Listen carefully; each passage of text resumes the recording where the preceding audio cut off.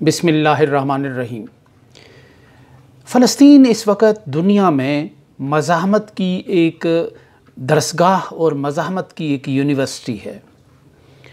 75 سال سے فلسطین کے لوگ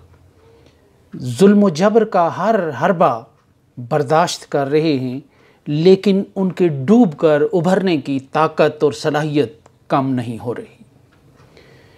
دنیا میں کسی بھی قوم نے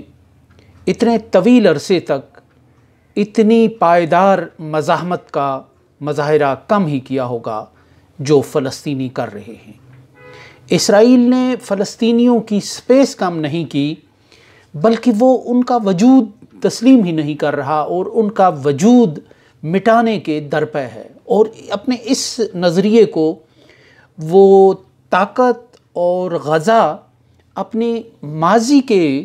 جو تھیوکریٹک اور جو مذہبی تصورات ہیں وہ ان سے لیتا ہے، اور یوں ان کا فلسطینیوں کو مٹانے کا جو عزم اور جو جذبہ ہے وہ نظریاتی ہو کر رہ گیا ہے۔ یعنی اسرائیل نے فلسطین کا وجود ختم کرنا ہے، کیونکہ وہ یہ سمجھتے ہیں کہ کسی دور میں یہ سرزمین ان کے آباء و اجداد کی تھی اور انہیں یہاں سے نکالا گیا تھا۔ یہ الگ بات کہ فلسطین نے انہیں وہاں سے نہیں نکالا تھا، عربوں نے نہیں نکالا تھا، مسلمانوں نے نہیں نکالا تھا، یہ اس سے پہلے کی ایک کہانی ہے۔ فلسطین میں جو مزاحمت ہے وہ کس طرح سسٹین کیے ہوئے ہے کہ دنیا کی ایک بہت بڑی طاقت جو جدید ٹیکنالوجی سے لیس ہے اور جسے پوری دنیا کی جو فیصلہ سازی پر حاوی طاقتیں ہیں، بالخصوص امریکہ اور مغربی بلاک، اس کی مکمل سرپرستی اور حمایت حاصل ہے۔ اس سب کے باوجود وہ فلسطینیوں کا وجود مٹا سکا ہے، نہ ان کے دل و دماغ سے آزادی کی جو تمنا، طلب اور تڑپ ہے اس کو کھرچ کر پھینک سکا ہے۔ بہت دلچسپ جب آج فلسطین کا معاملہ پوری دنیا میں ڈسکس ہو رہا ہے اور وہاں کے حالات، غزہ کی زندگی، اسرائیلیوں کے ساتھ جو مزاحمت کے دوران حماس نے کیا، مغرب اس کو ایک اور انداز سے پینٹ کر رہا ہے، اور جو اب اسرائیل فلسطینیوں کے ساتھ کر رہا ہے وہ ظلم و ستم اور جبر کی ایک نئی داستان ہے انسانی تاریخ میں۔ تو ایسے میں ٹویٹر پہ ایک بہت دلچسپ تحریر سامنے آئی۔ یہ عائشہ غازی صاحبہ ہیں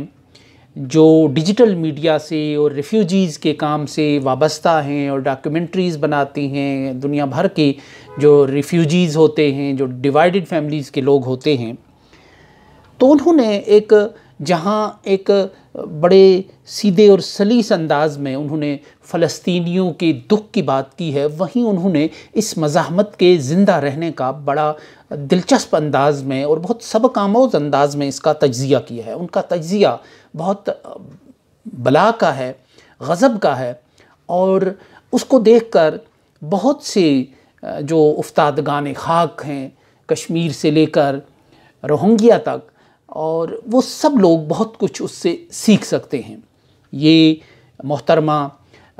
اردن میں جو فلسطین کے مہاجرین ہیں ان کے کیمپ میں گئیں، تو وہ ان کا کہنا ہے کہ وہ ایک مزاحمت کی تاریخ اور تحریک اور مہاجرین جو اس ایسی تحریکوں کا ایک اہم حصہ ہوتے ہیں اور منطقی نتیجہ ہوتے ہیں جنگوں کا اور پراکسی جنگوں کا،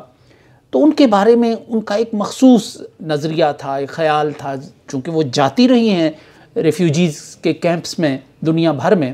تو کہ وہاں ایک قسم پرسی ہوتی ہے، ایک غم ہوتا ہے، ایک مفلوق الحالی ہوتی ہے، لیکن وہ کہتی ہیں کہ فلسطینیوں نے ان کی یہ سوچ بدل دی۔ آئی ریزسٹ نامی تنظیم کی یہ سربراہ عائشہ غازی صاحبہ لکھتی ہیں ان کا جو ایکسپیرینس ہے یا جو انہوں نے دیکھا وہاں، کہ وہ خود کہہ رہی ہیں کہ جو ظاہر ہے کہ ریفیوجیز سے ملتی رہی ہیں دنیا بھر کے، تو وہ کہتی ہیں کہ ان کی سوچ بدل گئی فلسطینی مہاجر کیمپ میں جا کر، اور وہاں جو انہوں نے اسٹڈی کیا، جو انہوں نے مشاہدہ کیا، اسے دیکھ کر، اور ان کا تاثر یہ ہے کہ دنیا کو حق کی جنگ میں مزاحمت فلسطینیوں سے سیکھنی چاہیے کہ کس طرح ان کے جو بوڑھے سے لے کر ایک 80 سال کے پیر مرد سے لے کر 8 سال کے بچے تک سب کا عزم ایک ہے کہ اور وہ اس بات پر یکسو ہیں کہ اس مزاحمت کو جاری رہنا چاہیے۔ یہ ایک ان کا تاثر تھا مجموعی طور پر کہ جو مزاحمت کے ساتھ ان کی اٹیچمنٹ ہے، جو مزاحمت کے ساتھ ان کی کمٹمنٹ ہے، جو مزاحمت کے ساتھ ان کی وابستگی ہے، وہ یکساں ہے پیر و جواں کے اندر۔ وہ ایک چھوٹے بچے سے لے کر ایک بزرگ آدمی تک وہ ایک ہے کہ جس نے تجربات اور مشاہدات سے بہت سی گراؤنڈ ریئلٹیز اور بہت سی تکالیف دیکھی ہیں، اور اس سے اب اسے حالات سے کمپرومائز کرنا چاہیے، لیکن وہ شخص بھی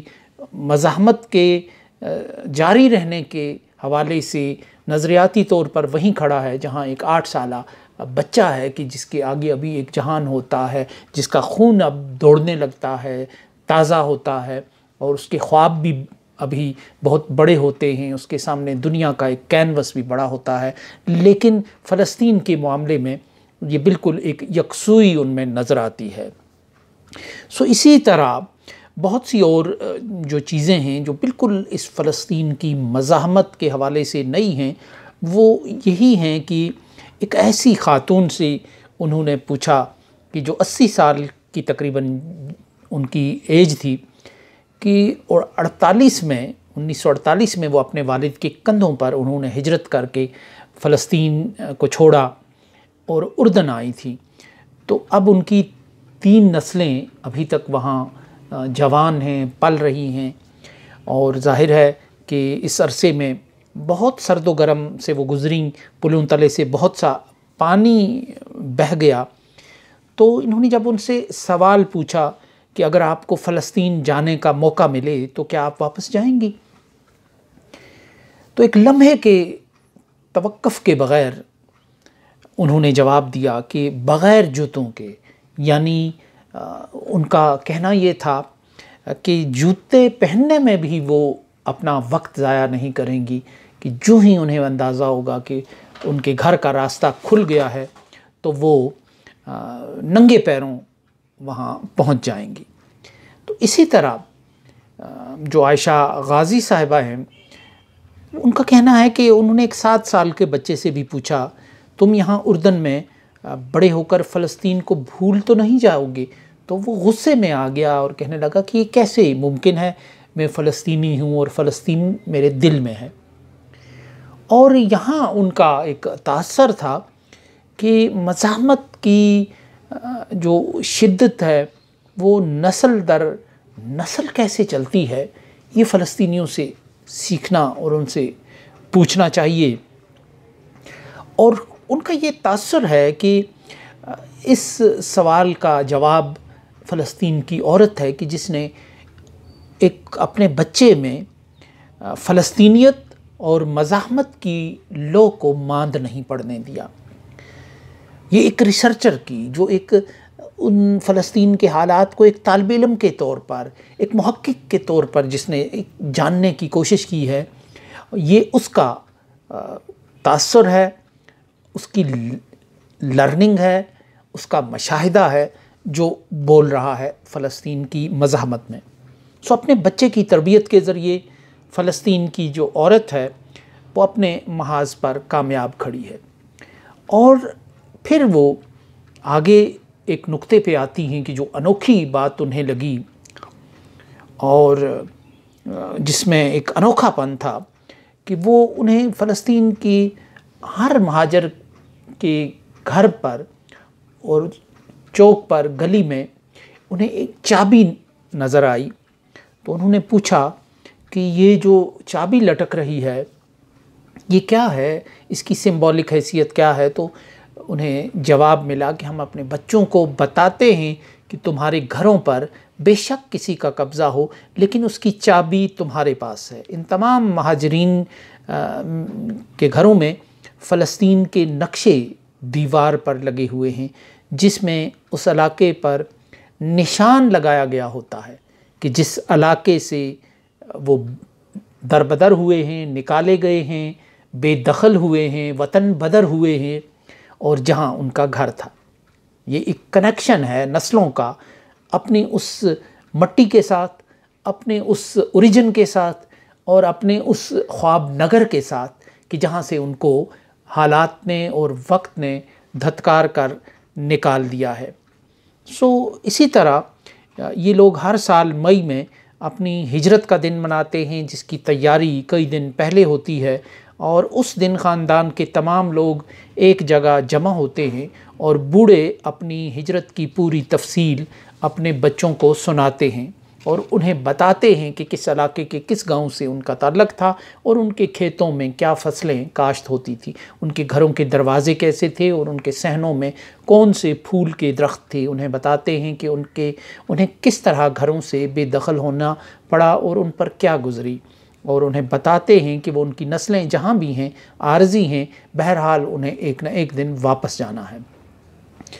ایک اور جو حقیقت انہوں نے بیان کی وہ یہ ہے کہ فلسطینی مہاجر صرف اس لیے اردنی شہریت نہیں لیتے کہ ان کا فلسطین کی زمین پر حق ختم نہ ہو جائے، اور کسی ملک کی جہاں کوئی لوگ رہ رہے ہوں اگر اس کی سٹیزن شپ قبول نہ کی جائے تو پھر تعلیم میں، ملازمت میں، دوسری اپرچونٹیز میں وہ دوسرے درجے کے شہری ہو کر رہ جاتے ہیں اور انہیں مواقع یکساں نہیں ملتے آگے بڑھنے کے، اور اتنی بڑی تکلیف وہ صرف اس لیے برداشت کر رہے ہیں کہ ان کی فلسطینی حیثیت شناخت چھن جائے گی اس وجہ سے، اور انہیں سہولتیں بھی پھر ایک درجہ اول شہری ہے وہ بھی نہیں ملتی، حالانکہ ان کی 2-3 نسلیں جو ہے وہ اردن میں ہی پیدا ہوئی ہیں، وہیں پلی بڑی ہیں، وہیں جوان ہوئی ہیں، اور وہیں وہ رزق خاک بھی ہو رہی ہیں۔ تو یہ ایک ایسا نکتہ ہے، یہ ایک ایسا معاملہ ہے کہ جو اس فلسطین کی مزاحمت کو نسل در نسل 75-76 برس سے زندہ رکھے ہوئے ہے۔ کشمیر میں بھی تقریباً یہی ایک المیہ اتنے ہی عرصے سے جاری ہے، لیکن کشمیر میں شاید مزاحمت کے اس رنگ اور رخ کو اس کی تقلید نہیں کی گئی، لیکن بہرحال فلسطین کی جو مزاحمت کا اور ان کے ڈوب کر ابھرنے کا راز یہی ہے کہ وہ اپنے مسئلے کو اپنی نسلوں میں زندہ و تابندہ رکھے ہوئے ہیں۔